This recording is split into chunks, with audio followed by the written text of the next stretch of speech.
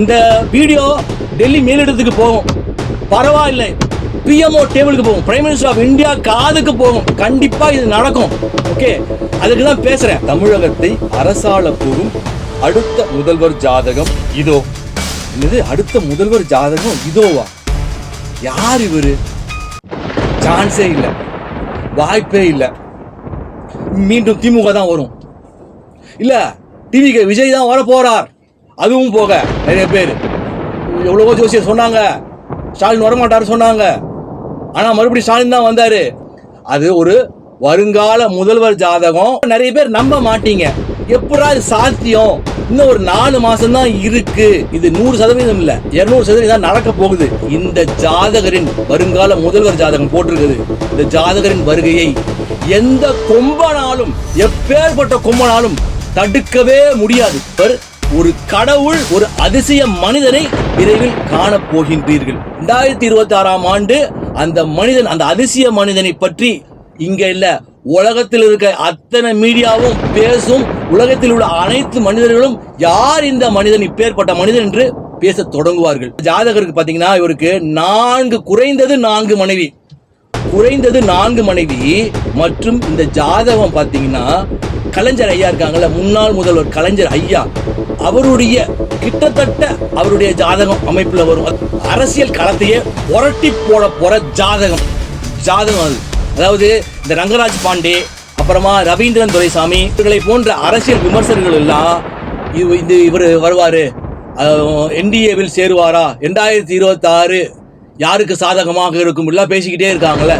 இவரை போல நிறைய அரசியல் விமர்சகர்கள் பேசிட்டு இருக்காங்களே, அவங்களாம் ஸ்டன் ஆயிடுவாங்க. என்னடா இது, எங்க இருந்தா அவன் வந்தான், எங்க இருந்தா அவன் குதிச்சான், ஏதோ இந்த சொன்னான்னு நினைச்சோம், இவன் என்னடா இது, வாய்ப்பே இல்ல, அவன் எந்த கட்சியில இருக்கிறான் ஒண்ணுமே தெரியல. எல்லாமே it will be a miracle. இப்போ விஜய் இருக்கார், நடிகர் விஜய், ஜனநாயகன் படம் 9ஆம் தேதி வரணும். அவருக்கு இல்லாத போராட்டமா, அவர்கிட்ட இல்லாத பணமா? யார் வாழ்க்கையில இங்க போராட்டம் இல்ல? பயங்கர பில்டப் கொடுக்குறியே, அப்படி என்னடா இவன் கிழிக்க போறான்? இந்த ஜாதகர் சொல்ற இவன் என்ன கிழிச்சிருவான் அப்படின்னு நினைப்பீங்கல்ல. ஓகே, ஒரு சாம்பிள் சொல்றேன். இப்போ ஒரு சாம்பிள் சொல்றேன். நிறைய சொன்னா பயந்துருவீங்க. நிறைய பேர் நான் சொன்னேன்னா நம்ப முடியாது, அது நடக்கிற பட்சத்துல நான் பேரோட சொல்லுவேன், பயந்து போயிடுவீங்க. ஓகே, இவரு என்ட்ரி கொடுக்கும் போது முதல்வர் ஆக போறது கண்டிப்பா 100% இல்ல 200% இவர் தான் முதல்வர். ஓகே, இவர் என்ட்ரி கொடுப்பாரு பாருங்க, ஒரு வரப்போற போகுதுல பல 100 தலை கொடுக்கும். என் வார்த்தை நல்லா வாங்கிக்கோங்க.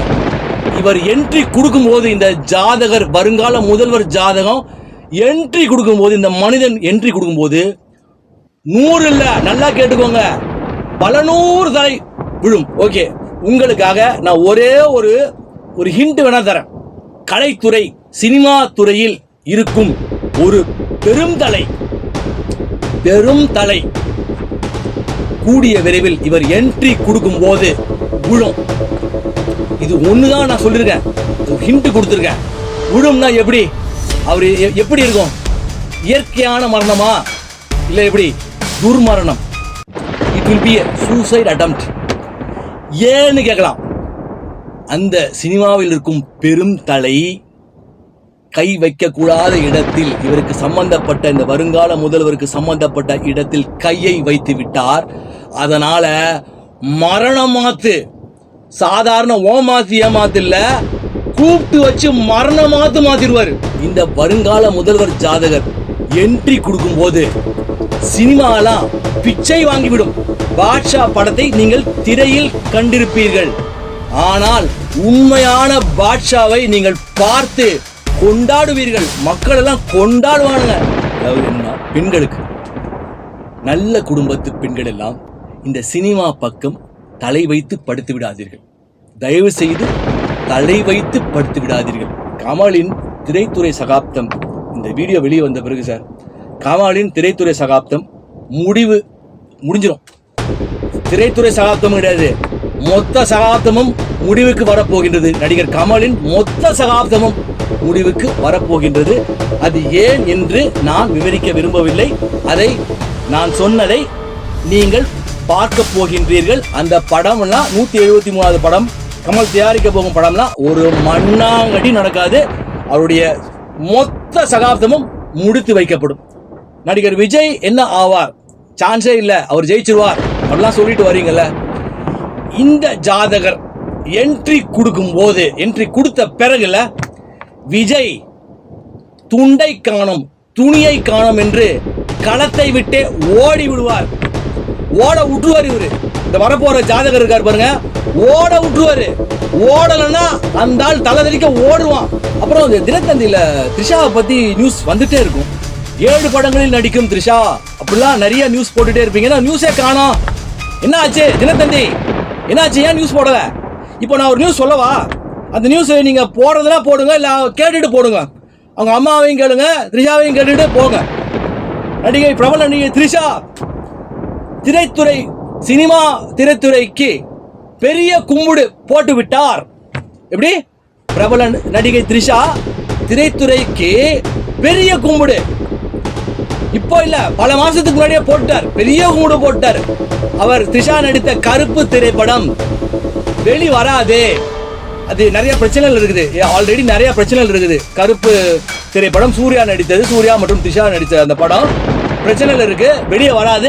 அப்படி ஒருவேளை வெளியே வந்தால், ஆர்ஜே பாலாஜி தான் இயக்குனர், ஒருவேளை வெளியே வந்தால் த்ரிஷா நடித்திருக்கும் காட்சிகள் அனைத்தையும் நீக்கிவிட்டு அத்திரைப்படம் வெளிவரும். நம்பவே முடியாத மாற்றத்தை ஏற்படுத்தி விடுவான் இந்த ஜாதகன். ஸோ அதுக்கு பிறகு திமுக வந்து அவங்களே முடிவு பண்ணுவாங்க, சான்ஸே இல்லை, நாம வரமாட்டோம் அப்படிங்கிறது அவர்களுக்கே தெரிஞ்சுவிடும்.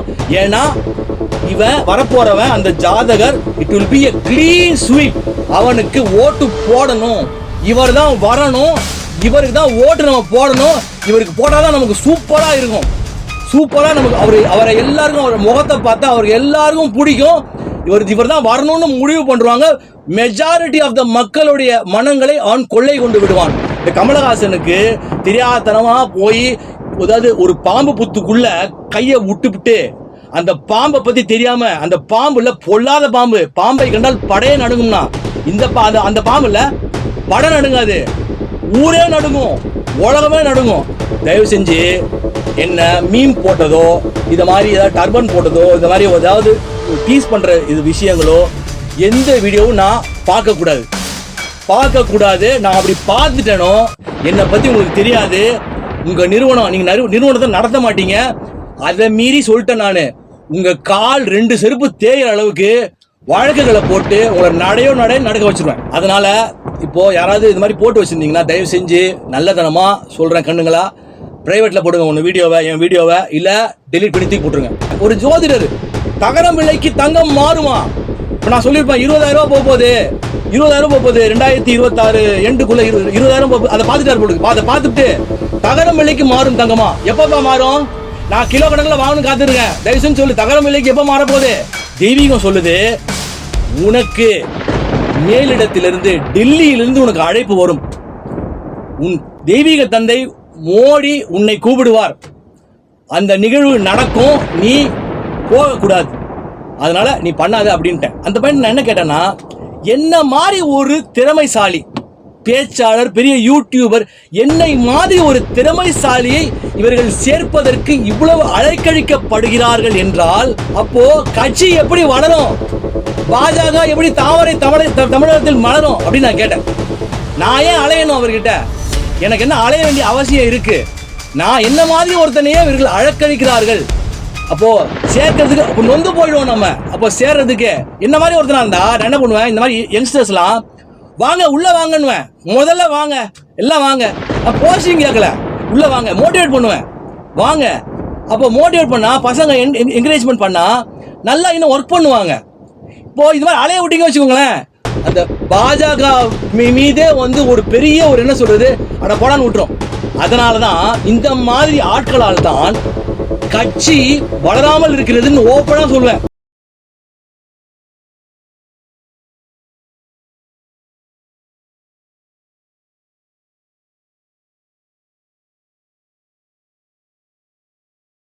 அனைவருக்கும் வணக்கம். இன்னைக்கு நாம பேச போற தலைப்பு மிக முக்கியமான தலைப்பு. அதாவது தமிழகத்தை அரசாள போகும் அடுத்த முதல்வர் ஜாதகம் இதோ. இப்போ அந்த ஜாதகம் இப்போ டிஸ்பிளேல வரும். என்னது, அடுத்த முதல்வர் ஜாதகம் இதோவா? யார் இவரு? சான்ஸே இல்லை, வாய்ப்பே இல்லை. மீண்டும் திமுக தான் வரும், இல்ல டிவிக்கு விஜய் தான் வர போறார் அப்படிலாம் நிறைய பேர் சொல்லுவீங்க. அதுவும் போக நிறைய பேர் எவ்வளவோ ஜோசியர் சொன்னாங்க, ஸ்டாலின் வரமாட்டாரு சொன்னாங்க, ஆனா மறுபடியும் ஸ்டாலின் தான் வந்தாரு. ஐயா சாமி, நான் ஜோசியம் சொல்லல, ஞானம்ன்றது வேற. உனக்கு அது புரியுமா புரியாதான்னு தெரியாது. இது பதிவு ஐயா, ஓகே, இது பதிவு. அதே போல நிறைய பேர் இப்ப ஜோதிடர்கள்லாம் அது என்னுடைய ஜாதகம் அப்படிங்கிற மாதிரி நிறைய பேர் கணிப்பு அனுப்பிச்சிருந்தீங்க, வாய்ஸ் மெசேஜ் பண்ணியிருந்தீங்க, ஒரு தகவல் அனுப்பியிருந்தீங்க.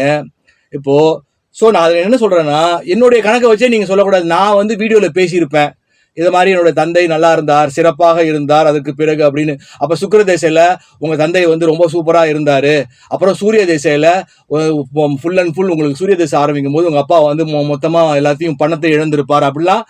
ஐயா சாமி, அது என்னுடைய ஜாதகம் கிடையாது, அது ஒரு வருங்கால முதல்வர் ஜாதகம், ஒரு பெரிய கிளைண்ட்டுக்கு நான் பார்த்த ஜாதகம். இப்போ இந்த ஜாதக கட்டத்தை திரையில பார்க்கலாம். ஓகே, அதுல பாத்தீங்கன்னா முக்கியமா இப்போ நிறைய பாரம்பரியமான ஜோதிடர்கள், இப்போ தவறா எடுத்துக்க வேண்டாம், அதாவது நான் விதண்டாவாதம் பண்ண விரும்பல. நிறைய பேர் என்கிட்ட பேசணும்னு ஆசைப்பட்டீங்க, தகவல் அனுப்புனீங்க. இப்போ அப்புறம் ஜோசியம் பார்த்துட்டு ஒரு ப்ரெடிக்ட் பண்ணீங்க. அப்போ என்கிட்ட பேசணும்னு அப்படின்னு சொல்லி ஆசைப்பட்டீங்க. ஐயா நான் திமிரு பிடிச்சவன், அதனால நான் பேச மாட்டேன். நான் வந்து எப்படின்னா, ஆங்கிலத்தில் ஒரு பழமொழி இருக்குங்க, intelligence will never argue as fools will always argue. Okay, so நான் அதை விதண்டாவாதத்துக்கு நான் வரமாட்டேன், எப்பயுமே நான் செயல் புரிவேன். இப்போ நான் சொல்றேன், இப்போ நிறைய பேர் நம்ப மாட்டீங்க, எப்படா இது சாத்தியம், இன்னும் ஒரு 4 மாசம் தான் இருக்கு. நான் என்ன சொன்னேன், என்னுடைய வீடியோஸ் நீங்க எடுத்து பாருங்க. 2026 ஆண்டு மிக முக்கியமான ஆண்டு, டோட்டலா ஒரு பெரிய மாற்றம், there will be a revolutionary change in cinema and politics ன்னு சொல்லியிருப்பேன். ஓகே, இப்போ ஜாதகம் பார்த்துட்டு இப்போ லக்னத்துல கேதுங்க. ஓகே, இவருக்கு லக்னத்தில் கேது, கும்ப லக்னம். ஓகே, மற்றபடி பார்த்தா இது உபஜயஸ்தானம்னு சொல்லுவோம் ஜோதிடர்கள் எல்லாம். மேஷ கட்டத்துல சூரியன், சந்திரன் மற்றும் புதன் இருக்கு. 5ஆம் இடத்தில் புதன், மிதுனத்துல வந்து பாத்தீங்கன்னா சுக்கிரன் இருக்காரு. இப்போ 7ஆம் இடத்தில், அதாவது சூரியனோட வீட்டுல, சிம்ம வீட்டுல செவ்வாய், சனி, ராகு மற்றும் குரு. அங்க சனி வந்து வக்ரம் ஆகியிருக்கார். ஓகே, ஸோ இப்போ பல பேரோட கணிப்பு என்னன்னு பார்த்தா, இப்போ நான் கணிப்பை போட சொல்லிட்டேன், நீங்களும் கணிப்பை வந்து ஃபியூச்சர்ல அது இப்போ பாரம்பரிய புதுக்கோட்டை மாவட்ட ஜோதிடர்லாம் பார்த்தீங்கன்னா, அவர் வீடியோவே பார்க்காம ஒரு ஜோதிடர்களுக்கு சவால் விட்டுருக்காரு ஒருத்தர், அந்த ஜோதிடத்தை கணித்து நீங்க சொல்லுங்க அப்படின்னு சொல்லி இப்போ கணிச்சு நிறைய பேர் எனக்கு தகவல் அனுப்பிச்சிருந்தீங்க. ஓகே, இப்போ நான் என்ன சொல்ல வரேன்னா, முதல்ல அன்னைக்கு வீடியோ அப்லோட் பண்ண அன்னைக்கு சனிக்கிழமை காலையில அப்லோட் பண்ணி ஒரு 2 மணி நேரத்துல எனக்கு ஒருவரிடம் இருந்து தகவல் வந்தது. அதுதான் சரியான ப்ரெடிக்ஷன். அந்த ஜாதகத்தை, அந்த ப்ரெடிக்ஷனை தூக்கி நான் கமெண்ட்லயும் நான் போட்டிருப்பேன். ஓகே, அந்த அவரோட நம்பரையும் நான் நோட் பண்ணி வச்சுக்கிட்டேன், குறித்து வைத்துக் கொண்டேன்.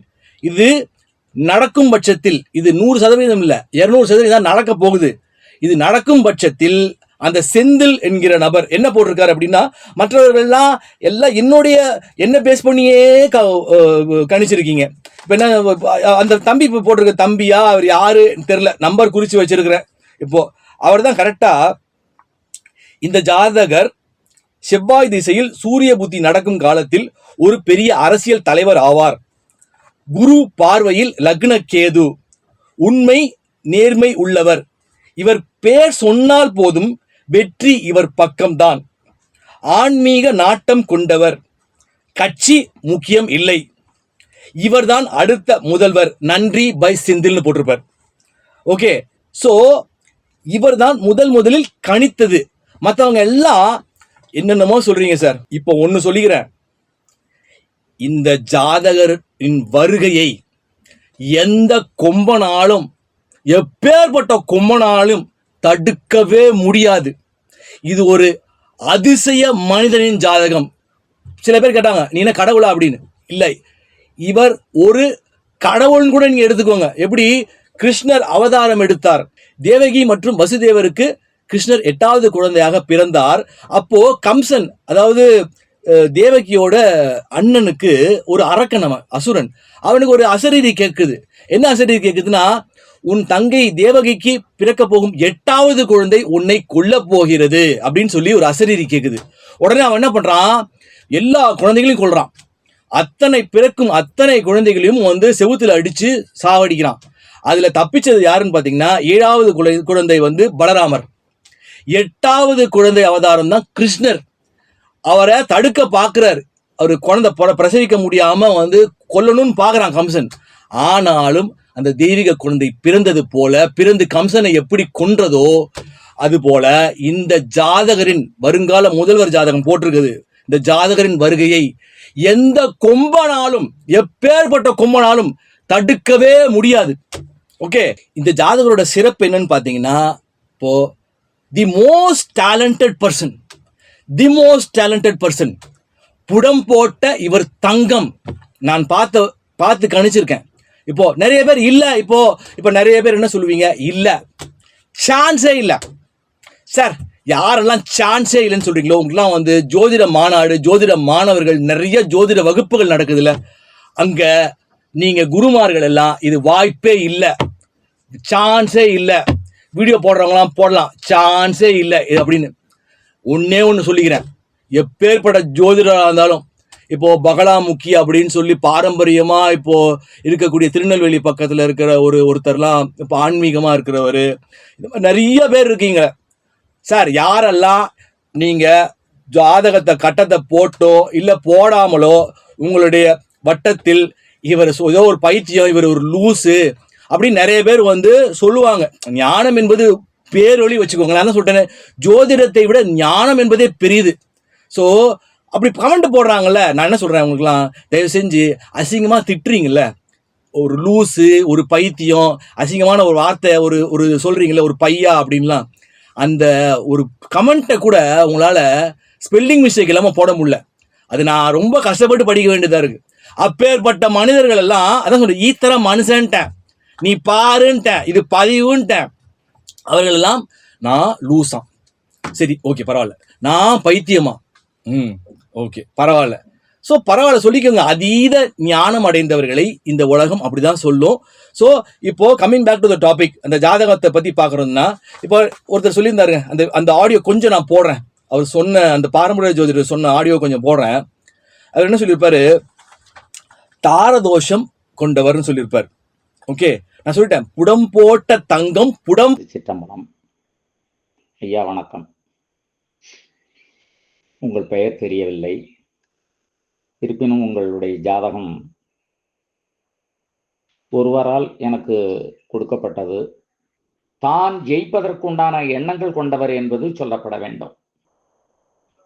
குரு பகவான் கேதுனுடைய சாரத்தில் இருக்கிறதுனால சிந்தித்து செயல்படக்கூடிய ஆற்றல் பெற்றவர் இந்த ஜாதகர்.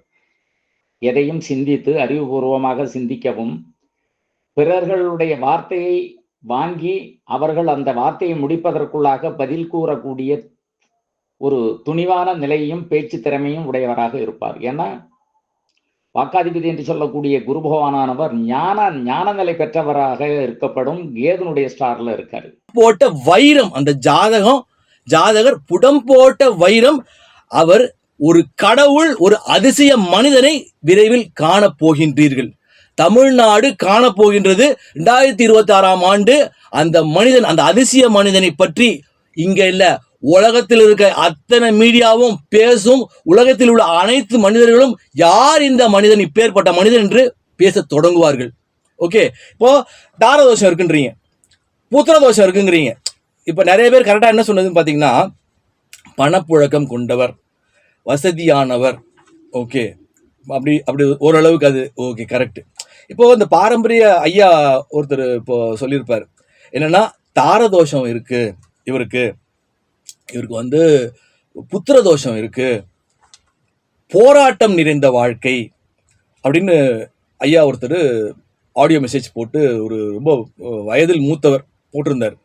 இப்போ நான் என்ன சொல்கிறேன் பார்த்தீங்கன்னா, சார் தாரதோஷம்னு பார்த்தீங்கன்னா ஓகே, ரொம்ப லேட் மேரேஜ்னா இவருக்கு 40 வயசுல தான் கல்யாணம் ஆகணும் நீங்கள் சொல்கிற தாரதோஷம்ங்கிறது.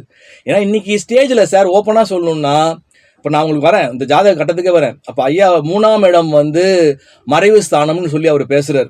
என்னை பொறுத்தவரை 3ஆம் இடம் வந்து பெரிய மறைவு ஸ்தானம் கிடையாதுன்னு. ஓகே, ஸோ இப்போ தாரதோஷம்னா அவருக்கு 31ஆம் வயதில் கல்யாணம் திருமணம் நடைபெற்று விட்டது சார். ஓகேங்க, 31ல் மேரேஜ் நடந்து விட்டது. சரி, நான் கேட்குறேன், இப்போ ஜோசியர்கள் ஜாதகர்கள்லாம் இவருக்கு எத்தனை மனைவின்னு சொல்லுங்க. இவருக்கு எத்தனை மனைவி? இந்த ஜாதகர் அடுத்த முதல்வர் ஆக போகும் இந்த ஜாதகருக்கு எத்தனை மனைவி சொல்லுங்க. ஓகே, நான் கடைசியில் நான் சொல்றேன் என்னன்றது. புத்திரதோஷம் இருக்குன்றீங்க சார். புத்திரதோஷம்னா சார் 10 வருஷம் இருந்தாலும் சார் அது புத்திரதோஷம். ஓகே, நான் அதெல்லாம் சொல்றேன், விதண்டாவாதம் நான் பண்ண விரும்பல, நான் மரியாதை கொடுக்குறேன் உங்களுக்கு. இப்போ பஞ்சாங்கமோட ஆத்தர், இப்பெல்லாம் திருப்பதி தேவஸ்தானம் பஞ்சாங்கமோட ஆத்தர்னு சொல்லி அவரெல்லாம் ஃபோன் பண்ணியிருந்தாரு, மெசேஜ் அனுப்பிச்சிருந்தாரு.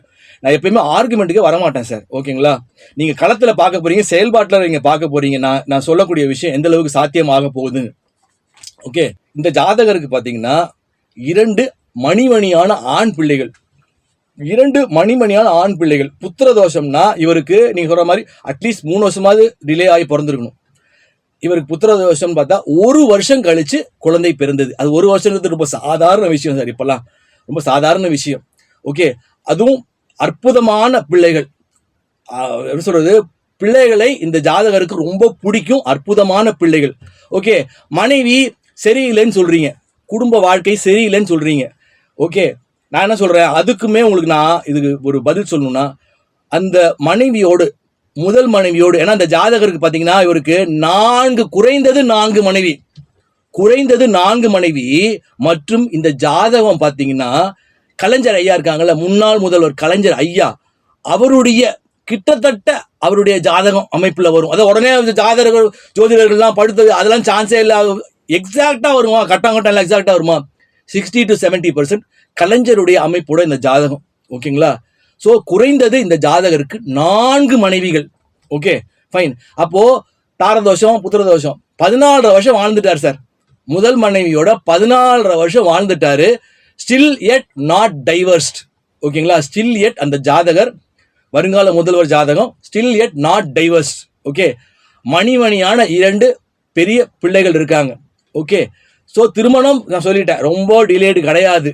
ஓகே, இப்போ பார்த்தீங்கன்னா தங்கபாண்டியன் ஜோதிடர் தங்கபாண்டியன் வந்து அற்புதமாக ரொம்ப எளிமையாக விளக்குவார் ஒரு ஜாதகத்தை, ரொம்ப ஈஸியாக. இப்போ அவர் வந்து ஆதித்ய குருஜி மாதிரிலாம் ஒரு 30 வருஷம் 40 வருஷம்லாம் அவர் வந்து அனுபவம் கிடையாது வச்சுக்கோங்களேன்.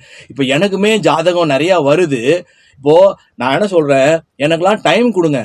உடனே சில பேர் 6 மணிக்கு அமிச்சிட்டு 8 மணிக்கு 7 மணிக்கே வந்து வெண்ணி தண்ணியை காலில் ஊற்றுன மாதிரி எனக்கு அப்படியே இந்த பையன் என்னை போட்டு பிடுங்காத அளவுக்கு, இப்போ பார்க்குறீங்களா, இப்போ பார்த்தாச்சான்னு கேட்குறாரு அப்படின்னு இல்லாமல் கொஞ்சம் பொறுமையாக டைம் கொடுத்து பாருங்க. ஏன்னா நான் தங்கபாண்டியன் ஐயா சொல்கிற மாதிரி இந்த ஜாதகத்தில் எங்கப்பா யோகம் துழாவுவேன் கொஞ்சம். ஏன்னா நான் அவ்வளோ இவங்கள மாதிரி எக்ஸ்பீரியன்ஸ் கிடையாது இல்லை. ஆதித்ய குருஜி மாதிரியோ செல்வி மாதிரியோ நான் வந்து பயங்கர ஒரு சூரப்புலி கிடையாது ஜோதிடத்தில். அதனால ஓடிவா, தங்கபாண்டியன் சொல்லுவார், ஓடிவா எங்கப்பா யோகம் எங்கே இருக்குது, ஓடிவான்னு நான் கொஞ்சம் அப்படியே துழாவி பார்ப்பேன். ஓகே, ஒருத்தருக்கு என்ன படிக்கலான்னு வந்து ஒரு பையன் ஜாதகம் அனுப்பி கேட்பாங்க, என்ன படிப்பான், என்ன டாக்டரா வானான்னு, அப்போ துழாவி பார்ப்போம். ஓகே, அப்போது தங்கபாண்டியன் வந்து ரொம்ப எளிமையாக ஒரு 10 வருஷம் தான் பார்ப்பாரு ஜோசியமே. ஒரு 2015 பார்க்குறாருன்னு வச்சுக்கோங்களேன்.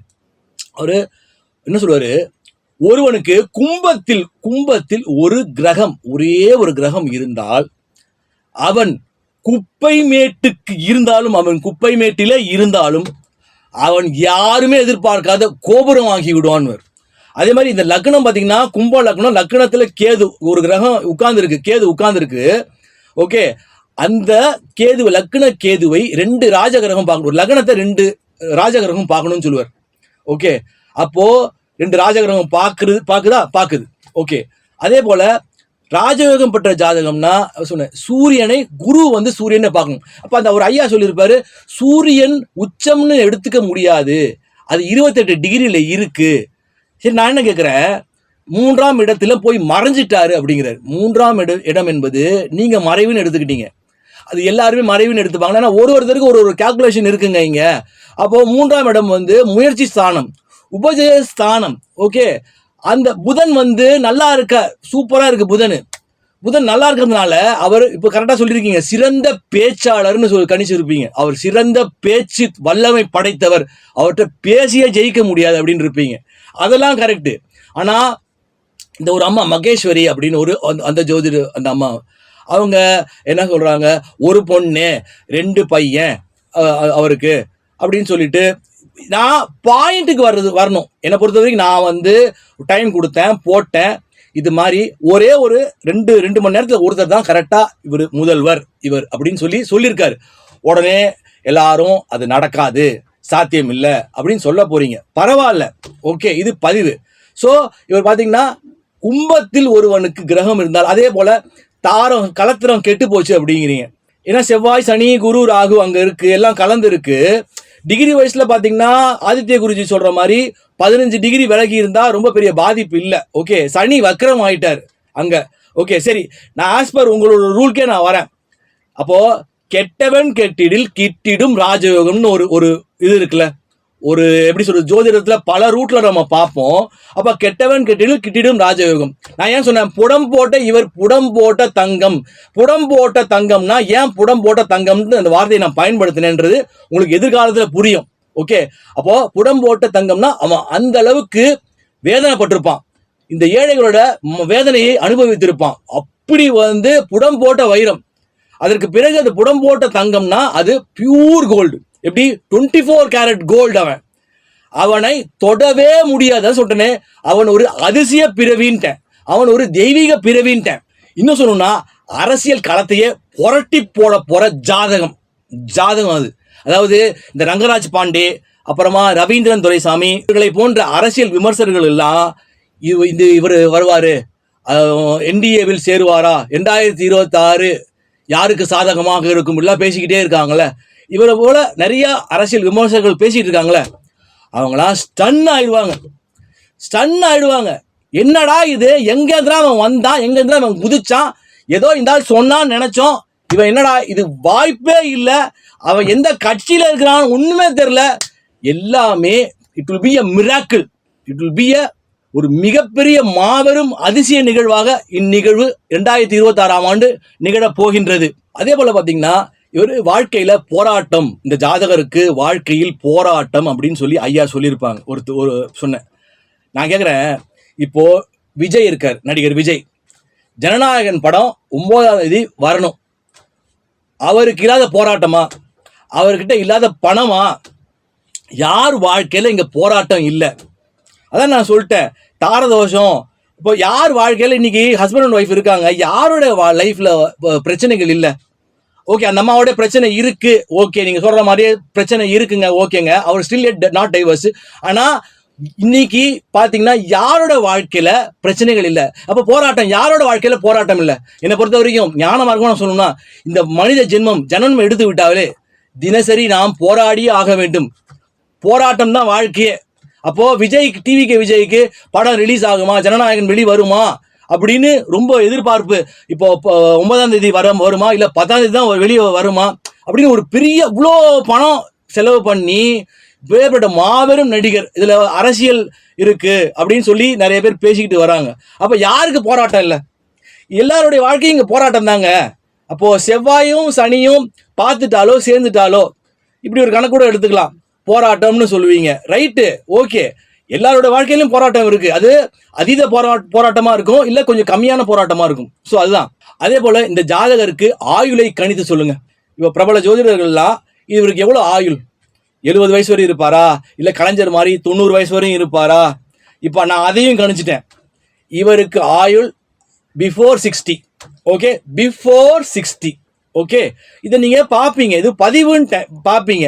அதே போல இந்த ஜாதகருக்கு ராகு கேது தோஷம் இருக்குது. ஏன்னா அது 7 கட்டத்துக்குள்ள மாட்டிக்கிட்டு உள்ள உட்கார்ந்துட்டு இருக்கு. அந்த ராகுவும் கேதுவும் 7 கட்டத்துக்குள்ள மாட்டிட்டு உட்கார்ந்துட்டு இருக்கு. நான் சொல்றேனே, இவருக்கு 45 வயசுக்கு மேல தான் டெவலப்மெண்ட்டே, இனிமே தான் லைஃபே இவருக்கு. அதே போல இந்த ஜாதகருக்கு செவ்வாய் தோஷம் இருக்கு. ஓகே, செவ்வாய் தோஷம் இருக்கு. அதே வேளையில இந்த ஜாதகருக்கு செவ்வாய் அம்சம் நிறைந்தவர். செவ்வாய் அம்சம் நிறைந்தவர்னா கொஞ்சம் முரட்டுத்தனம் ஜாஸ்தி, ரொம்ப தைரியம் ஜாஸ்தி இவருக்கு. இவர் போல ஒரு தைரியசாலியை நீங்க பார்க்கவே முடியாது. முரட்டுத்தனம், ஒரு காரியத்தை முடியணும்னா அதை முடிச்சுட்டு தான் அடுத்த வேலையை பார்ப்பாரு. இப்போ நீங்க கேட்கலாம், பயங்கர பில்டப் கொடுக்குறியே, அப்படி என்னடா இவன் கிழிக்க போறான் இந்த ஜாதகர் சொல்ற, இவன் என்ன கிழிச்சிருவான் அப்படின்னு நினைப்பீங்கல்ல. ஓகே, ஒரு சாம்பிள் சொல்றேன். இப்போ ஒரு சாம்பிள் சொல்றேன், நிறைய சொன்னா பயந்துருவீங்க. நிறைய பேர் நான் சொன்னேன்னா நம்ப முடியாது, அது நடக்கிற பட்சத்தில் நான் பேரோட சொல்லுவேன், பயந்து போயிடுவீங்க. ஓகே, இவர் என்ட்ரி கொடுக்கும்போது முதல்வர் ஆக போறது கண்டிப்பா 100% இல்லை 200% இவர் தான் முதல்வர். ஓகே, இவர் என்ட்ரி கொடுக்கும்போது, இவன் பிரசவிக்கும் போது, அதாவது இப்ப தாயின் கருவறையில் இருந்துட்டு இருக்காரு, ஒரு 9 months, ஒரு கிட்டத்தட்ட ஒரு 10 மாசத்துல வெளியே வரதுக்கு இருந்துட்டு இருக்காரு. இவர் என்ட்ரி கொடுப்பாரு பாருங்க, இவர் வரப்போற போகுதுல பல நூறு தலை விழுகும். என் வார்த்தை நல்லா வாங்கிக்கோங்க. இவர் என்ட்ரி கொடுக்கும் போது, இந்த ஜாதகர் வருங்கால முதல்வர் ஜாதகம் என்ட்ரி கொடுக்கும் போது, இந்த மனிதன் என்ட்ரி கொடுக்கும் போது 100 இல்ல, நல்லா கேட்டுக்கோங்க, பல நூறு தலை விழும். அப்போ அப்பேற்பட்ட பொல்லாதவனா வரப்போறான். நல்லா கேட்டுக்கோங்க ஐயா, அந்த ஜாதகர் பொல்லாதவன் கிடையாதுயா, அந்த ஜாதகர் பொல்லாதவன் கிடையாது. ஆனா பல தலை விழுகுன்றல, பல டிக்கெட் போக போகுதுன்றல, அவனுங்க எல்லாம் பொல்லாதவனுங்க. முள்ள மாறி முடிச்சவைக்கு பயங்கர கெட்ட வேலைகள் செய்யறவன், இந்த பெண்கள் விஷயத்துல ரொம்ப இருக்கிறவன், கஞ்சா, இப்படி சினிமாவில் இருக்கக்கூடிய பல பேர் கெட்ட மனிதர்கள், கெட்ட புத்தி நிறைந்த மனிதர்கள். இது மாதிரி பல டிக்கெட்டு போயிடும், பல டிக்கெட் போயிடும். அப்போ பேர் சொல்றா அப்படின்னு நீங்க சொல்லலாம். எனக்கு சொல்றதுக்கு உனக்கு ஒன்றும் இல்லை, நான் சொல்லிடுவேன், ஆனால் பயந்துருவீங்க. ஓகே, உங்களுக்காக நான் ஒரே ஒரு ஹிண்ட் வேணா தரேன். கலைத்துறை, சினிமா துறையில் இருக்கும் ஒரு பெரும் தலை கூடிய விரைவில் இவர் என்ட்ரி கொடுக்கும் போது விழும். இது ஒண்ணுதான் நான் சொல்லியிருக்கேன், ஹிண்ட் கொடுத்துருக்கேன். விழும்னா எப்படி, அவர் எப்படி இருக்கும், இயற்கையான மரணமா இல்லை எப்படி, துர்மரணம். It will be a suicide attempt. ஏன்னு கேட்கலாம். அந்த சினிமாவில் இருக்கும் பெரும் தலை கை வைக்கக்கூடாத இடத்தில், இவருக்கு சம்பந்தப்பட்ட, இந்த வருங்கால முதல்வருக்கு சம்பந்தப்பட்ட இடத்தில் கையை வைத்து விட்டார். அதனால மரணமாத்து, சாதாரண ஓமாத்து ஏமாத்து இல்ல, கூப்பிட்டு வச்சு மரணமாத்து மாத்திடுவாரு. இவரு வரப்போறவரு சொல்லிட்டனே, பொல்லாதவன், கெட்டவன், பொறுக்கி, இப்படி மோசமான மனிதர்கள். அந்த பெரிய மனிதர் இவர் சம்பந்தமான ஒரு விஷயத்தில் ஈடுபட்டு அதற்கு இவர்கிட்ட, வருங்கால முதல்வர் அந்த மனிதர்கிட்ட மரணமாத்து, ஓன் மாத்து என் மாத்துல மரணமாத்து வாங்கி, அந்த சம்பவம் நான் விவரிக்க விரும்பல, அது நிகழும். அது நான் சொல்லிட்டேன், பதிவுன்ட்டேன், நீங்க பாருங்கன்ட்டேன். இந்த வருங்கால முதல்வர் ஜாதகர் என்ட்ரி கொடுக்கும் போது சினிமாலாம் பிச்சை வாங்கிவிடும். நான் முன்னாடியே சொல்லியிருப்பேன், ஒரு பதிவில் நான் போட்டிருப்பேன். இனி 2026ஆம் ஆண்டு நடைபெற போகும் சம்பவங்களை பார்த்து சினிமா பிச்சை வாங்கிவிடும், சினிமாலாம் பிச்சை வாங்கிடும். பயங்கரமா இருக்கும். பாட்ஷா படத்தை நீங்கள் திரையில் கண்டிருப்பீர்கள், ஆனால் உண்மையான பாட்ஷாவை நீங்கள் பார்த்து கொண்டாடுவீர்கள். மக்கள் எல்லாம் கொண்டாடுவானுங்க. பயங்கரமா பரபரப்பா இருக்க போகுது. இந்த சமயத்துல என்னோட சின்சியர் அட்வைஸ், அதாவது என்னன்னா, பெண்களுக்கு, நல்ல குடும்பத்து பெண்கள் எல்லாம் இந்த சினிமா பக்கம் தலை வைத்து படுத்து விடாதீர்கள். தயவு செய்து தலை வைத்து படுத்து விடாதீர்கள். ஏன் அப்படின்னு கேட்டா, சொல்லவே ரொம்ப வருத்தமா இருக்கு. ஒரு விழிப்புணர்வை ஏற்படுத்தணும்னு சொல்றேன்.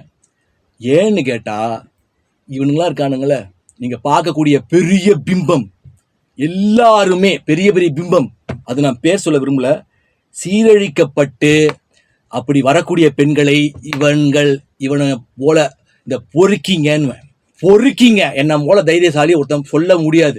இவனுங்கெல்லாம் பக்கா டேஷ் ஆக்கிடுவானுங்க. நான் மரியாதை நிமித்தமா பெண்களை மதிக்கிறேன், அதனால டேஷ்ன்ட்ட நீங்க அந்த டேஷை ஃபில்அப் பண்ணிக்கோங்க. பக்கா டேஷ் ஆக்கியிருக்கானுங்க. பெண்கள், நீங்க பார்க்கக்கூடிய திரையில் பார்க்கக்கூடிய பிரபல ஹீரோயின்கள் பலர் பின்னாடி ரத்தம் தாரை தாரையாக கண்ணீர் வடித்து கொண்டு போவாங்க. தாரை தாரையாக கண்ணீர் வடித்து வேற வழியே இல்லை, இந்த இண்டஸ்ட்ரியில் இருக்கணும் அப்படின்னு சொல்லி வேற வழி இல்லாமல் போகிறவங்க சொல்கிறவங்க இருக்காங்க. அதை நான் விவரிக்க விரும்பலை. அதனால நல்ல குடும்பத்து பெண்கள்லாம் தயவு செய்து இந்த சினிமா பக்கம், இது ஒரு மோகமான உலகம், இதில் தயவு செஞ்சு உங்களோட வாழ்க்கையை சீரழிச்சிக்காதீங்க. அதுக்குன்னு இப்போ இருக்கிறவங்க எல்லாருமே அப்படிதானா அப்படின்னா அதுக்குள்ளே நான் வர விரும்பல. நான் சொல்லிட்டேனே, பெண்களை நான் மதிக்கிறேன், வேறு வழி இல்லை, நான் தவறாக சொல்லலை. இது உங்களுக்கு ஒரு விழிப்புணர்வு ஏற்படுத்துகிறேன், அவ்வளோதான். கேட்கவே வேணாம். கமல்லாம் ரொம்ப பெண்களை மதிக்கக்கூடியவர், தெய்வமாக பார்க்கக்கூடிய மனிதர் அவர். அப்பேற்பட்ட நல்ல மனிதர் அவர் கமல். அவருக்கு கமல் பார்த்தீங்கன்னா, இப்போது போன வீடியோவில் சொல்லியிருப்பேன், அவர் வருகின்ற சட்டமன்ற தேர்தலுக்கு பிறகு நடிப்பதிலிருந்து விலகி விடுவார் அவர், மற்றும் அரசியலிலிருந்தும் விலகி விடுவார்னு சொல்லியிருப்பேன். ஆனால் படங்களை தயாரிப்பார்னு சொல்லியிருப்பேன். இப்போ சொல்கிறேன், ஞான மார்க்கமாக சொல்கிறேன், இப்போ ரஜினி படத்தை அவர் தயாரிப்பார் அப்படின்னு சொல்லி இப்போ 173வது படம் தயாரிக்க போகிறதா ஒரு நியூஸ் வந்திருக்குல்ல. ஓகே, அந்த படம் கமலின் திரைத்துறை சகாப்தம். இந்த வீடியோ வெளியே வந்த பிறகு சார், கமலின் திரைத்துறை சகாப்தம் முடிஞ்சிடும். திரைத்துறை சகாப்தம் கிடையாது, மொத்த சகாப்தமும் முடிவுக்கு வரப்போகின்றது. நடிகர் கமலின் மொத்த சகாப்தமும் முடிவுக்கு வரப்போகின்றது. அது ஏன் என்று நான் விவரிக்க விரும்பவில்லை. அதை நான் சொன்னதை நீங்கள் பார்க்க போகின்றீர்கள். அந்த படம்லாம் 173வது படம், கமல் தயாரிக்க போகும் படம்லாம் ஒரு மண்ணாங்கடி நடக்காது. அவருடைய மொத்த சகாப்தமும் முடித்து வைக்கப்படும் ஒருவரால். ஓகே, நீங்கள்லாம் ஒரு ஜெயலலிதாவை பார்த்துருப்பீங்க. ஒரு ஜெயலலிதாவே தாங்க முடியாது, டெரர் லேடின்னு வாங்க அந்த அம்மாவை. ஓகே, முன்னாள் முதல்வர் ஜெயலலிதா அவர்கள் டெரர் லேடின்னு வாங்க. அந்த அம்மா அப்படியே வந்தாங்கன்னாவே அப்படி தலையை குனிஞ்சிருவாங்க, குனியாத தலையும் குனிஞ்சு அப்படி வணக்கம் சொல்லுவாங்க. இப்போ நான் என்ன சொல்ல போறேன்னா, இந்த வருங்கால முதல்வர் இருக்கார் பாருங்க, 1000 ஜெயலலிதாவுக்கு சமானம் அவர். எப்படி ஒரு ஜெயலலிதா தாங்க முடியல அவங்களால, 1000 ஜெயலலிதா. அப்பேற்பட்ட ஒரு, எப்படி சொல்றது, அதான் சொல்றேனே, அதிசய மனிதன், கடவுளுக்கு நிகரானவன்ட்ட 1000 ஜெயலலிதா. அவர் நடந்து வந்தால குலை நடுங்குவான். இந்த சினிமாவில் இருக்காங்க பாருங்க, இவனுங்களாம் அக்கிரமம் பண்ணிட்டு இருந்தானுங்க, அட்டகாசம் பண்ணிட்டு இருந்தானுங்க, அப்புறம் இந்த கஞ்சா ரீல்ஸ்லாம் போடுறானுங்க, இந்த ரவுடிஸ் இந்த மாதிரி அக்கிரமம் பண்றானுங்க பாருங்க, இந்த பெண்கள் பாரி எல்லாம். அந்த வருங்கால முதல்வர் நடந்து வந்தா வச்சுக்கோங்க, அப்படியே கொலை நடுங்குவானுங்க. ஒருத்தனும் துண்டக்கானன் துணியை காணோன்னு தலை தெரிச்சுக்கிட்டு ஓடுவானுங்க.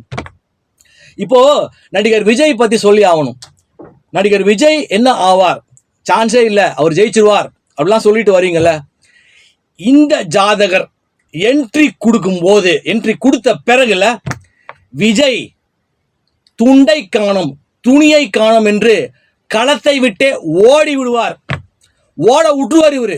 இந்த வரப்போற ஜாதகர் இருக்கார் பாருங்க, ஓட விட்டுருவாரு.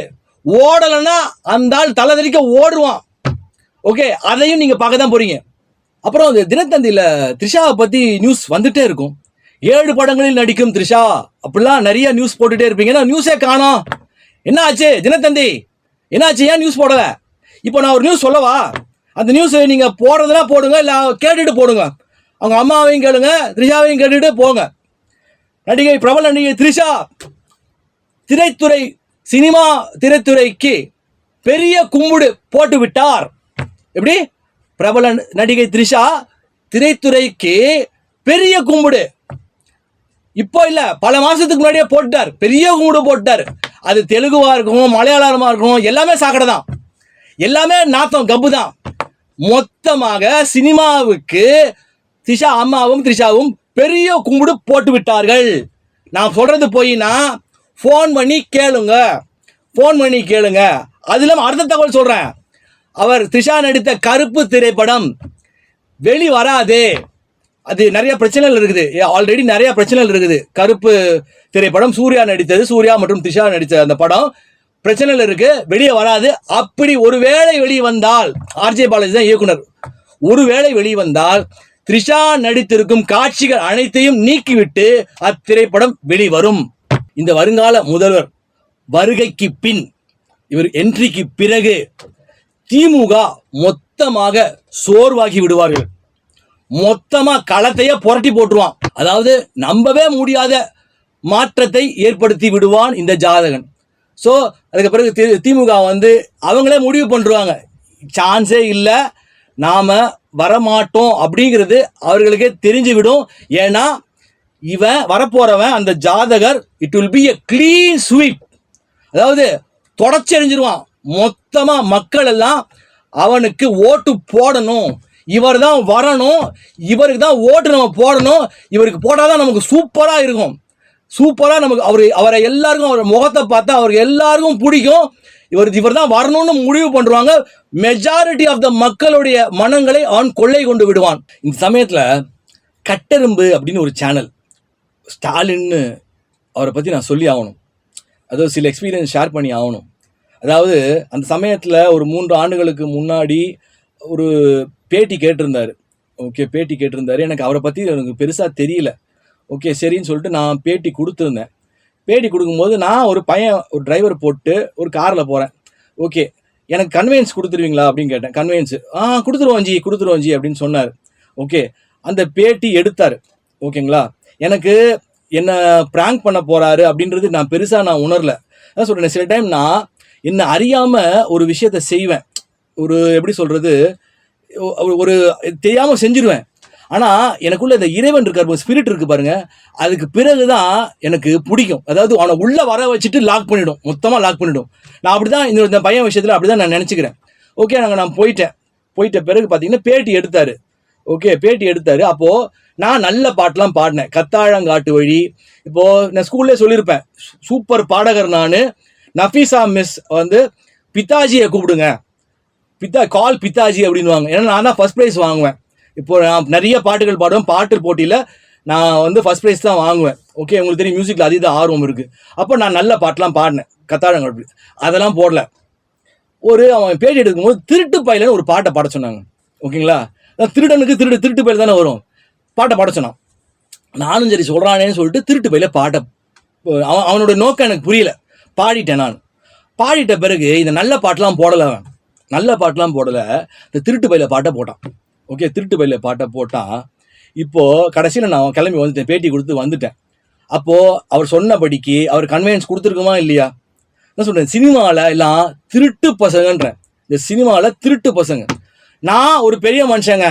ஓகே, உங்களுக்கு இப்போ நிறைய பேர் மீம் போட்டு வரீங்க. இப்போது என்னை பற்றி பேக்ரவுண்டே தெரியாமல் நீங்கள் விளையாட்டு வினையாகும் இருப்பேன். எப்படி இந்த கமலஹாசனுக்கு தெரியாதனமாக போய் அதாவது ஒரு பாம்பு புத்துக்குள்ள கையை விட்டுவிட்டு அந்த பாம்பை பற்றி தெரியாமல், அந்த பாம்புல பொல்லாத பாம்பை கண்டால் படையே நடுங்கும்னா, அந்த பாம்புல படை நடுங்காது, ஊரே நடுங்கும், உலகமே நடுங்கும். அப்பேற்பட்ட பாம்பு புத்துக்குள்ள கமல் கை வச்ச மாதிரி இவனுங்களுக்கு தெரில நம்மளை யாருன்னு, விளையாட்டு வினையாகும்னு.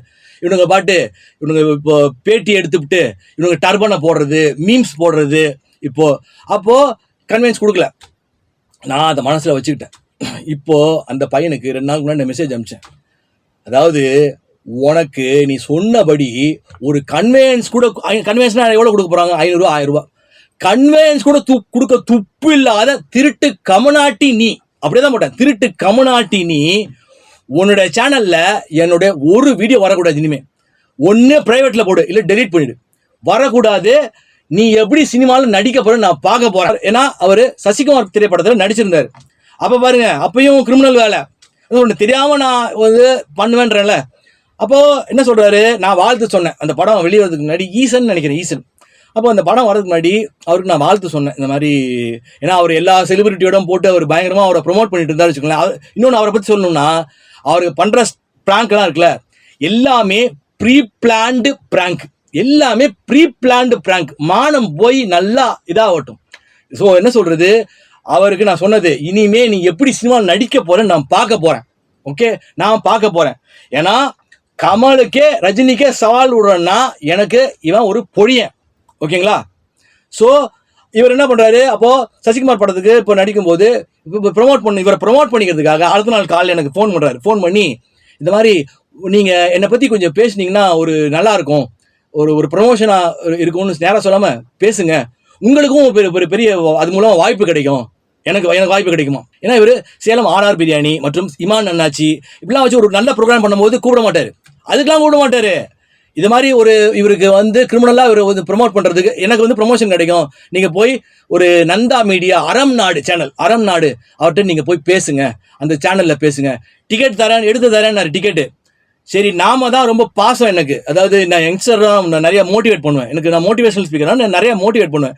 சரி நல்ல விஷயம் பண்ணலாம் இந்த பையனுக்குன்னு சொல்லிட்டு நானே டிக்கெட்டை காசு போட்டு நீ எடுக்கணும் நானே எடுக்கிறேன்னு சொல்லிட்டு போயிட்டு நானே போய் ஸ்டுடியோவில் நான் பேட்டி கொடுத்தேன். அப்போ அந்த நந்தா மீடியா அறம் நாடு சேனல் நீங்கள் பார்த்துருப்பீங்கல்ல, அவர் யாருன்னா அவர் எங்களெல்லாம் பேட்டிலாம் அவர் எடுத்துட மாட்டாராம். அந்த சேனல் ஓனர் இவெல்லாம் ஒரு ஆள், அவருக்கு நம்மளை பற்றி தெரியல, அவருக்கு இவெல்லாம் ஒரு ஆள், அவர் பார்க்கட்டும் இப்போ இவெல்லாம் ஒரு ஆள் அப்படின்னு சொல்லிட்டு யாரோ ஒரு பையனை வச்சு பேட்டி எடுத்துவிட்டு ஒரு டர்பன் எடுத்து போட்டுவிட்டாங்க. டர்பன் எடுத்து எனக்கு போட்டாங்க. பார்த்தோன்னே செம்ம கோபம், எனக்கு சரியான கோபம்.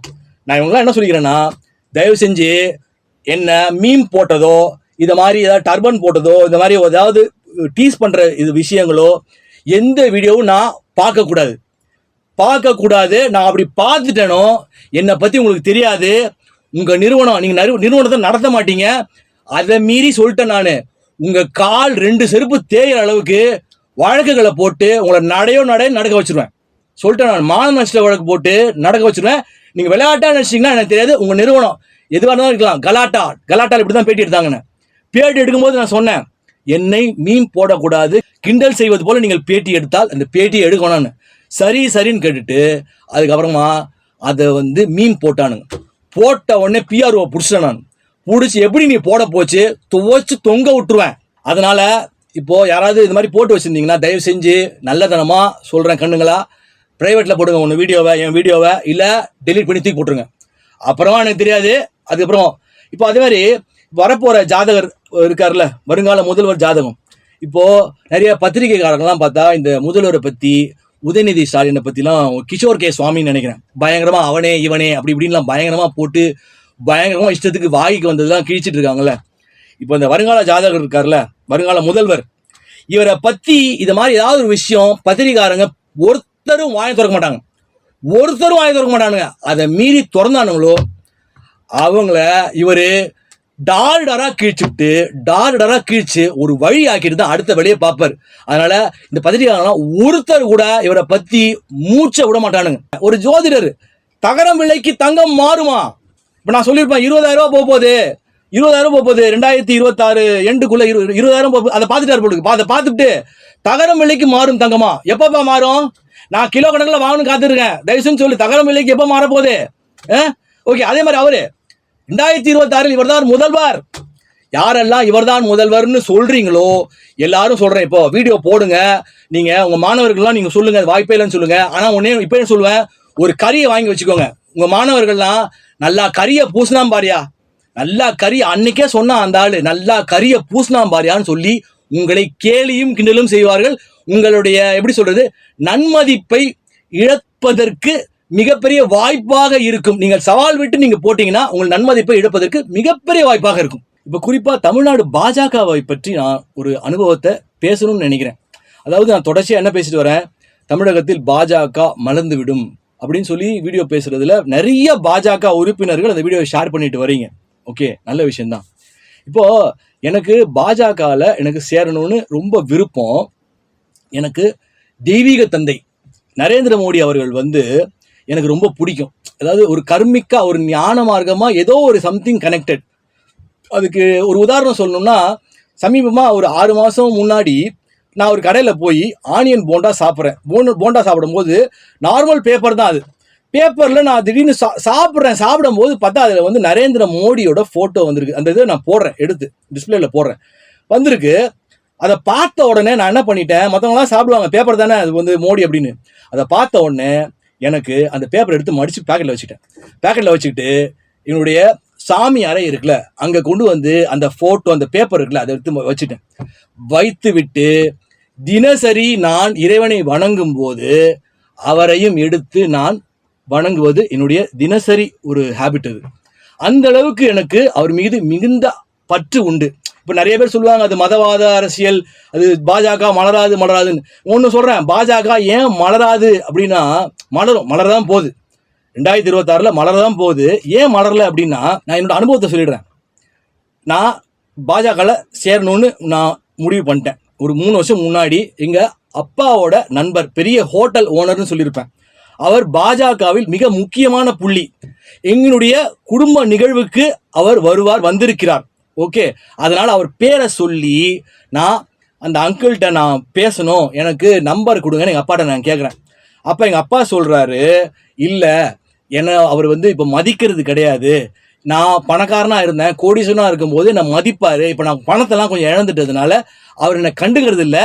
அதனால நீ அவர் நம்பர் வாங்கியும் வேஸ்ட்டு தான், அதனால உனக்கு ரெஸ்பாண்ட் பண்ண மாட்டார் அப்படின்னு சொன்னோன்னே சரி ஓகே எல்லாம் தெய்வீக செயல்பாடுன்னு சொல்லி நானும் சரி வேணான்னு சொல்லி விட்டுட்டேன். அடுத்து பார்த்தீங்கன்னா பத்திரிகை நண்பர் ஒருத்தர், அவர் நிறைய பேட்டி எடுப்பார் இந்த பாஜக முக்கிய புள்ளிகள்லாம். அவர் பேட்டி எடுக்கிறது மூலமாக அவர்கிட்ட நான் கேட்டேன் இந்த மாதிரி ஜாயின் பண்ணணும் அப்படின்னு சொல்லிட்டு. அவர் ஒரு முக்கிய புள்ளி, அவரும் பாஜகவில் ஒரு முக்கிய புள்ளி, மிக முக்கிய புள்ளி. அவருடைய நம்பரை கொடுத்து நான் பேசிட்டேன், உங்களை சேர்ந்துக்க சொல்லிட்டாரு, நீங்கள் பேசுங்க அப்படின்னு சொல்லி நம்பரை கொடுத்துட்டாருங்க. ஓகே, நானும் அவருக்கு ஃபோன் பண்ணேன், இந்த மாதிரி சொன்னேன். அப்போ முதல் முறை ஃபோன் பண்ணும்போது அவர் சாப்பிட்டுட்டு இருக்கேன்னு சொன்னார். சரி ஓகே, நான் ஒரு ஈவினிங்காக சரி கால் பண்ணுறேன்னு சொல்லி விட்டுட்டேன். ஈவினிங் கால் பண்ணேன், அப்போது ஃபோன் எடுத்தார். நான் சொன்னேன் இன்னார் இந்த மாதிரி அப்படின்னு சொல்லி, நான் ஒரு எழுத்தாளர் பேச்சாளர் அப்படின்னு சொன்னேன். ஓகே, அவருக்கு புரிஞ்சிருச்சு, இப்போ நம்ம மீடியாவில் தானே அவருக்கு புரிஞ்சிருச்சு. ஓகே, அப்போ அண்ணாமலை தலைவராக இருந்தாருங்க. ஓகேங்களா, தலைவர் சென்னைக்கு வரும்போது கட்சியில் ஜாயின் பண்ணிக்கலாம் அப்படின்னு சொன்னார். எப்போங்க அப்படின்னு, இல்லை நீங்கள் ஒரு வாரம் கழிச்சு எனக்கு ஃபோன் பண்ணுங்க அப்படின்னு சொன்னாருங்க. ஓகேங்களா, ஓகே, நான் ஒரு வாரத்துக்கு பிறகு நான் ஃபோன் செய்தேன். அதற்கு பிறகு நான் பல முறை ஃபோன் செய்தேன். என் நம்பரை சேவ் பண்ணி வச்சிருப்பார் போல இருக்கு. என் நம்பரை எடுக்கவே இல்லை. ஓகே, நம்பரை எடுக்கவே இல்லை. இது ஒரு அனுபவமா? சரி, முடிஞ்சு போச்சு. ஓகே, அடுத்த அனுபவம், என் கூட தம்பி போல, அதாவது இப்போ எப்படி நான் தெய்வீக தந்தைன்னு நரேந்திர மோடி அவர்களை சொல்றேனோ அதை போல என் உடன் பிறந்தவர்கள்லாம் தம்பி கிடையாது. அவர் எனக்கு சம்பந்தமே இல்லாமல் எங்கெந்தோ வந்த ஒருவர் என் தம்பி மாதிரி. ஓகே, என்னுடைய பெரிய வீட்டில் 3வது மாடியில் அவர் ஒரு அறையில் தங்கி இருக்கிறார். அவர் ஒரு அலுவலகத்தில் வேலை செய்கிறார். அந்த அலுவலகத்துக்கு பாஜகவின் மிக முக்கியமான புள்ளி. ஓகே, அவர் வருவார்னு எனக்கு அவர் சொன்ன பிறகு எனக்கு தெரியும். நன்றாக அவரிடம் பேசுவார், நன்றாக பழகுவார் அப்படின்னு என்னுடைய ஆர்வத்தை பார்த்துட்டு நான் அவங்கள கூட்டிகிட்டு போகிறேன்னு சொல்லிட்டு அவர்கிட்ட கூட்டிகிட்டு போயிட்டாருங்க. ஓகே, அவர்கிட்ட கூட்டிகிட்டு போயிட்டாரு, அவர் அறிமுகப்படுத்தி வச்சார். ஓகே, நானும் சந்தித்தேன், அலுவலகத்தில் சந்தித்தேன். அதற்கு பிறகு அவருக்கு என்னுடைய திறமை தெரிந்திருந்தது. ஓகே, கட்சியில் ஜாயின் பண்ணிக்கிறீங்களான்னு கேட்டார். நான் ரொம்ப ஆர்வமாக இருக்கேன், மோடி மீது பைத்தியம், நான் தயவு செய்து நான் சேர்ந்து கொள்கிறேன். நான் காசு பணம் கேட்கல, போஸ்டிங் கேட்கல, சேரணும். ஏதாவது ஆன்லைனில் சேர்றது வேற, ஆக்டிவாக சேர்றது வேற. ஏன்னா பாஜக வளரணும் இது அப்படின்றது என்னுடைய மிகப்பெரிய நோக்கம். சரி ஓகே அப்படின்னு சொல்லிட்டு அவரும் சரி சேர்ந்துக்கலான்னார். சரின்னு சொல்லிட்டு அதற்கு பிறகு இந்த விஷயமாக அந்த தம்பி பேசும்போது ஃபோன் எடுக்கலை, ஒரு ரெஸ்பாண்ட் பண்ணலை. ஒரு மாதத்துக்கு ஒரு அலைய விடுற மாதிரி. ஓகே ஃபைன், அலைய விடுற மாதிரி. அதற்கு பிறகு இந்த தம்பி என்ன பண்ணார், நேராகவே வாங்க கூட்டிகிட்டு போகிறேன்னு சொல்லிட்டு நேராக கூட்டிகிட்டு போயிட்டார். கூட்டிகிட்டு போய் அங்கே இருந்தார். அப்போது நாங்கள் பார்க்கக்கூடிய சந்தர்ப்பம் ஏற்பட்டது. அப்போது நான் கேட்டேன், இந்த மாதிரி சேர்ந்துக்க சொன்னீங்களே அப்படின்னு கேட்டேன். இல்லை தலைவர் இப்போது பிஸியாக இருக்கார், இந்த மாதிரி அப்படி இப்படின்னு சொன்னார். சொல்லிட்டு அவர் ஒரு வார்த்தை விட்டாருங்க, அங்கே பிடிச்சிட்டேன், ஞானம்ங்கிற அங்கே பிடிச்சிட்டேன், அடுத்த வாரம் சந்திப்போம் அப்படின்னாரு. ஒன்றும் புரியல. ஓ, அடுத்த வாரம் சந்திப்போம், ஏன்னா அவரை சந்திக்கவே முடியாது, ஃபோனே எடுக்க மாட்டார். ஓகே, அடுத்த வாரம் சந்திப்போம்ன்ட்டு சொன்னார். இந்த தம்பியும் சரி ஓகே சரி வாங்க நம்ம இனிமேல், இந்த தம்பி என்ன சொன்னால், இனிமேல் நம்ம வாரம் போயிடலாம், இவருக்கு வாரம் போயிடலாம் அப்படின்போது நான் அங்கே சரின்னு தலையாட்டினேன். பெரிய மனுஷன் வாரம் போயிடலாம் அப்படின்னு சரின்னு தலையாட்டிட்டு நேராக வருவேன். எப்பயுமே தெய்வீகத்திட்ட நிற்பேன் நான். ஓகே, தெய்வீகமே எங்களோட பேசும். இது புது தகவல். தெய்வீகமே எனக்கு பல தகவலை சொல்லும். நான் அப்படி தான் கிளைண்ட்டுக்கு தகவல் சொல்லுவேன். நிற்கிறேன், போய் நின்ன உடனே தெய்வீகம் படபடன்னு சொல்லுது. என்ன சொல்லுதுன்னா, நீ இனிமே அவரை போய் பார்க்கக்கூடாது, அந்த அலுவலகத்துக்கு கால் வைக்கக்கூடாது, இனிமேல் நீ ஞானம் அடைந்து விட்டாய், உன்னை அலைய விடுவார் அவரு, அதனால நீ போகக்கூடாது, அந்த பையன்கிட்ட சொல்லிடு அப்படின்னு. அப்போ இந்த பையனை சொன்னேன், எப்பா அவர் அமைதிப்படை படம் அடிக்கடி பார்ப்பாரப்பா, அவரு பார்ப்பாரான்னு தெரில, அந்த அமாவாசை கேரக்டரு, அவர் அடுத்த வாரம் சந்திப்போம்னு சொன்னார் பாரு, அங்கேயே எனக்குள்ள தெய்வீகம் சொல்லிடுச்சு, இனிமே நீ போவாத அப்படின்னு. ஸோ இனிமே நீ அவருக்கு என்னை பற்றி, நான் கட்சியில் சேர்வதை பற்றி, என்னை பற்றி ஒரு வார்த்தை பேசக்கூடாது, ஒரு முறை கூட அழைக்க கூடாது. இனிமேல் நான் அந்த அலுவலகத்துக்கு வரவே மாட்டேன். அவர் என்னை ஈத்தர மனிதன் என்று நினைத்து விட்டார் போல இருக்கு. நான் ஞானி என்பது அவருக்கு தெரியாது. நான் அப்படிலாம் நான் அலைய மாட்டேன். ஏன்னா எனக்கு அலையிறதுலாம் எனக்கு நான் வாய்ப்பு கேட்கல. சினிமாவில் நடிக்கிறது மாதிரி நான் வாய்ப்பு கேட்கல, பணம் கேட்கல நான் அலையிறதுக்கு. அதனால நீ பண்ணவே கூடாது அப்படின்னு சொல்லிட்டேன்.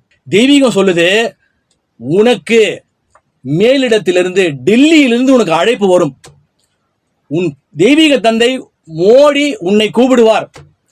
அந்த நிகழ்வு நடக்கும், நீ போகக்கூடாது, அதனால நீ பண்ணாத அப்படின்ட்டேன். அந்த பையன் நான் என்ன கேட்டேன்னா, என்ன மாதிரி ஒரு திறமைசாலி பேச்சாளர், பெரிய யூடியூபர், என்னை மாதிரி ஒரு திறமைசாலியை இவர்கள் சேர்ப்பதற்கு இவ்வளவு அலைக்கழிக்கப்படுகிறார்கள் என்றால் அப்போ கட்சி எப்படி வளரும், பாஜக எப்படி தாமரை தமிழகத்தில் மலரும் அப்படின்னு நான் கேட்டேன்.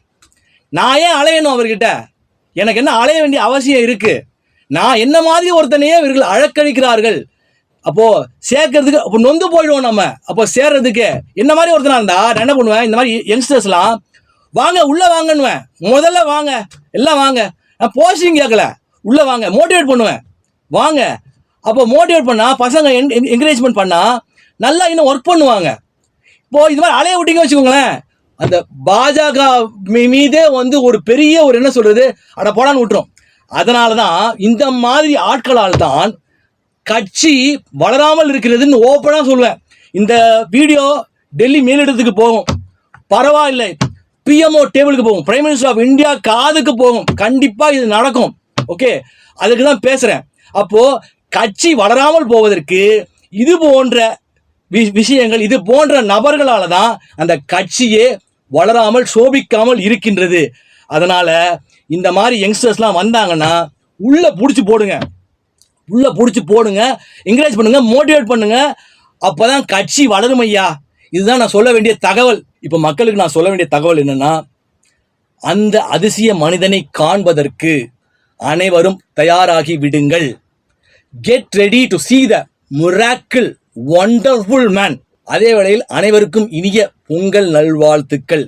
தை பிறந்தால் வழி பிறக்கும் என்ற பழமொழிக்கேற்ப தமிழ்நாட்டு மக்களுக்கு சிறப்பான விருந்து 2026 காத்து கொண்டிருக்கிறது.